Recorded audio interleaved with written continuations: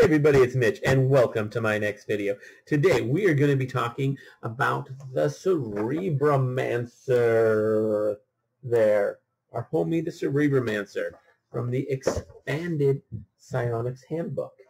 Now, this class is very interesting, or prestige class actually. So let's talk about it. We're going to talk about the entry requirements, what it takes to get into this prestige class. And then we're going to talk about what you actually gain from this prestige class.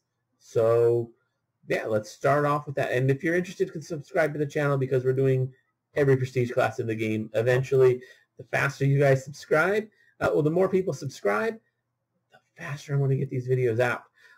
Because, you know, I got to see some growth if I want to be making more videos. So, subscribe to the channel and I'll make more videos. Anyways, so let's talk about the prereqs. Pretty basic. Skills, knowledge arcana, and knowledge psionics, 6 ranks.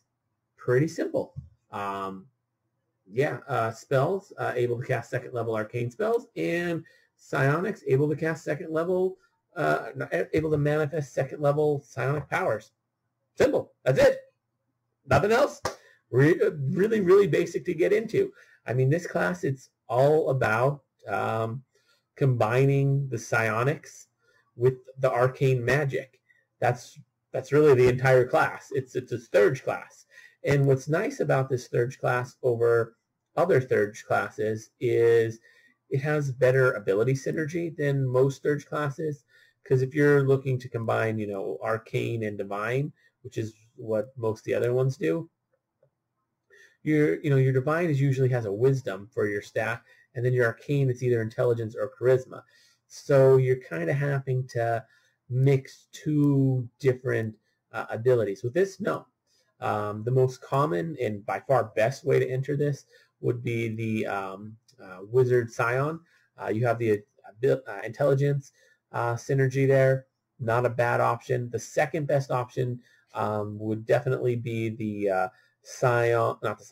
Wilder Sorcerer, although it's not as good as the Wizard Scion. You could also try and get in with like Bard and Psychic Warrior, although I don't know why. You can do it, it works, but why? Like seriously, why? You lose so much doing that. Whenever you do a Thurge class, you really want to be a pure caster, and those aren't. So, yeah. Now let's talk about what you actually gain as a Cerebremancer. This will probably be a short video because there's really not a lot to cover. It's a great prestige class, though. So, bad base attack bonus. Not surprised. It's a Thurge class. Bad forward and reflex save. Again, it's a Thurge class with, you know, casting, manifesting. Not going to have good stats there. Good will save, of course. It's a Thurge class. Again, like I say that a lot, but yeah. Spells per day and powers known. You advance both at the full rate during the 10 levels of progression that you get. So that's great. That's like that's the main feature. That's why you would want this, is you're advancing both your spell casting and your manifesting every level. That's the only reason to take this. It's a great class. That's the one good thing that it's got, and it's an amazing thing. As for skills, 2+ int, decent skill pool. Again, it's low, but you're probably going to have really high int because you're most likely a Scion wizard, and you know, if you're smart, you're going to put your highest stat is int with this build. Unless you go with the Sorcerer Wilder, which I'll explain why that's an okay idea in a minute. It's still not as good as the Wizard Scion, though. But yeah, all your normal stuff like knowledges, all the things that the ones that you'd really want as a Scion or as a Wizard, you're going to get those skills as class skills. Weapon and armor proficiency, nope, you don't get any of that. Spells per day and powers known, I already explained that. Let's see, a D4 hit dice, again, not great. Like, that's bad. There's a lot of really not great things about it, as you would expect. But advancing as both, advancing in both classes in the thing that's the most important about them is big. You gain all the powers that you would gain from leveling up. You gain all the spells that you would gain from level up. So all your spells known, all your spell slots, all the power points, you gain all of that. You're also going to gain, new spell casting and new manifesting. As you gain higher level, your effective caster level is going to be higher. You'll probably want to take both practice caster and practice manifester to keep those capped out. Take 3 levels of wizard, 3 levels of scion, or if you want the sorcerer wilder route, 4 and 4, because you have to. But those feats will work with that. They allow you to go up to 4, so that works. Let's see.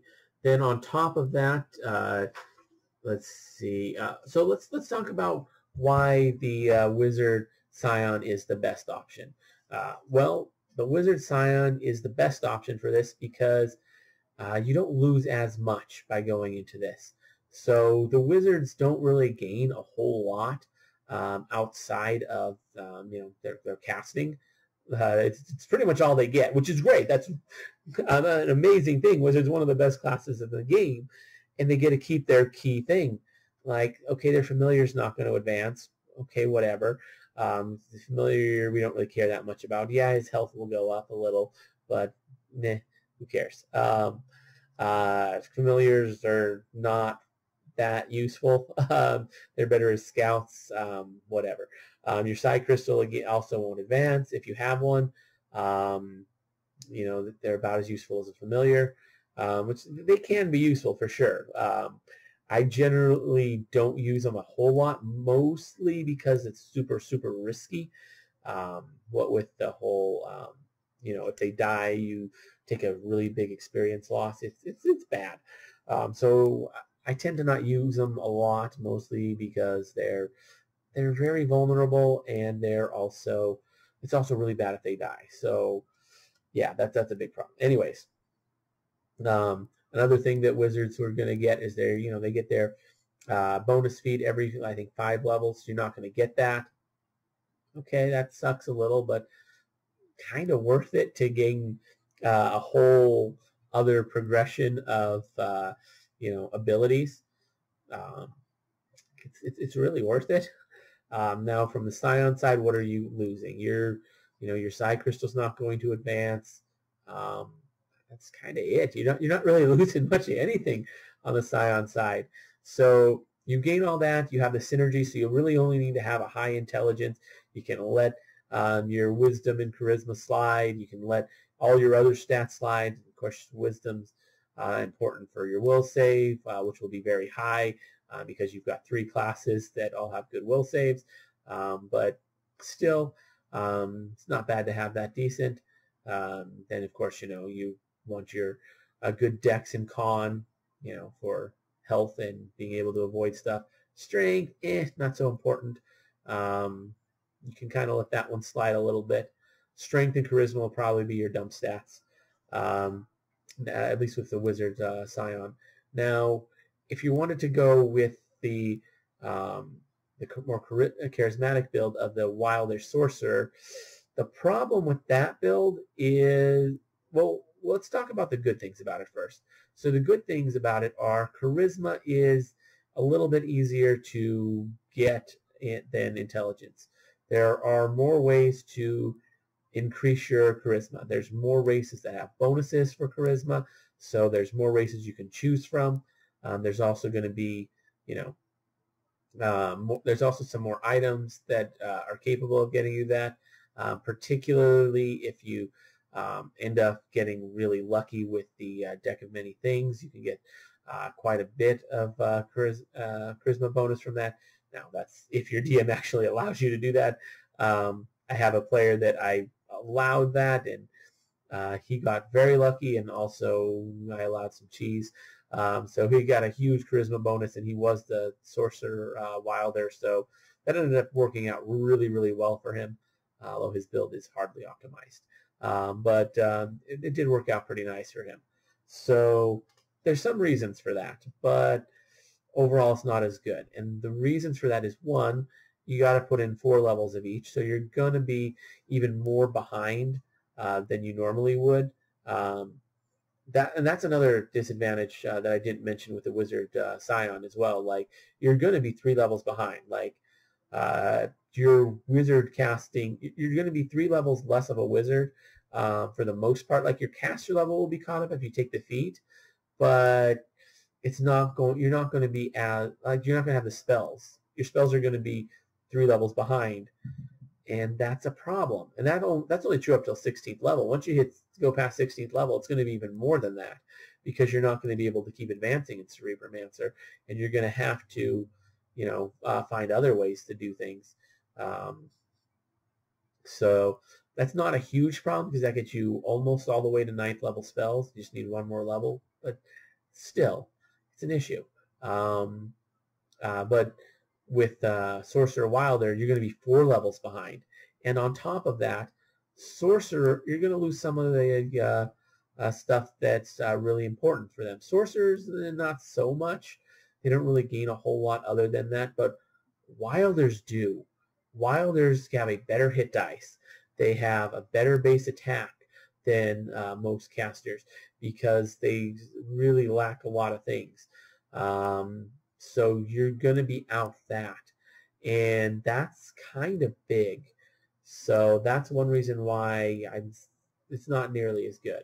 There's reasons to do it. It's not completely useless, but it's definitely inferior to the Scion Wizard by a good margin. It's leagues better than the Bard Psychic Warrior. Leagues better than that.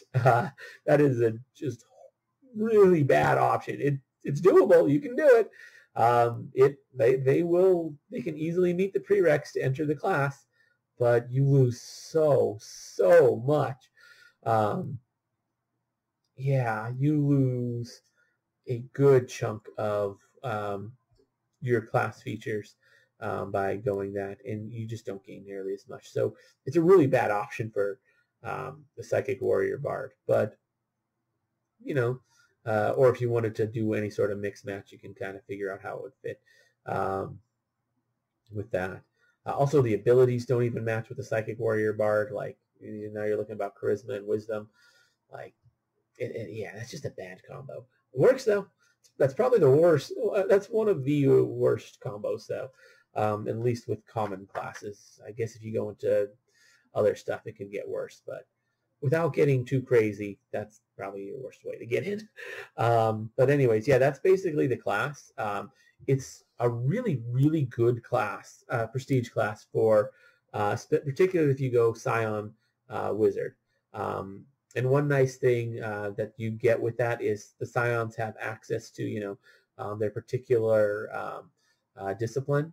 So that can help offset maybe your school specialization as a wizard, or could, work with it. Like, there's a lot that you can get, a lot of synergy with that.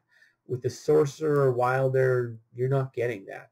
You have less access to powers as a Wilder. You have less powers as a Wilder. Your power points are the same as the Scion, so you're really not getting any advantage there. Then as a Sorcerer, you still get most of all that, although you're not going to have the school specialization to help gain a couple of advantages or anything.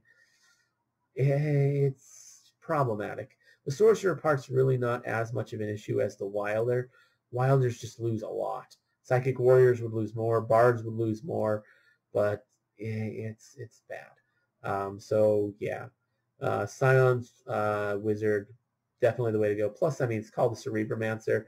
It's definitely named after the brain. If you look at the guy, he's got a really big, he's got a really big head. Like, let me pull that back up. Like, oh, actually, that's a different one. But like, he's a smart guy. That guy looks like he might be undead. I don't know. Hard to say, but maybe not. It's an interesting class, all in all.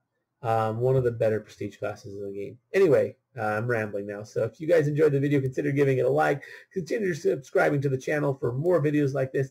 We do one on every single prestige class, as well as class and race, plus a bunch of other D&D related stuff, and some bonus things every now and then just for fun. But anyways, consider sharing the video. Anyways, as always, I'm Mitch, and I'll be seeing you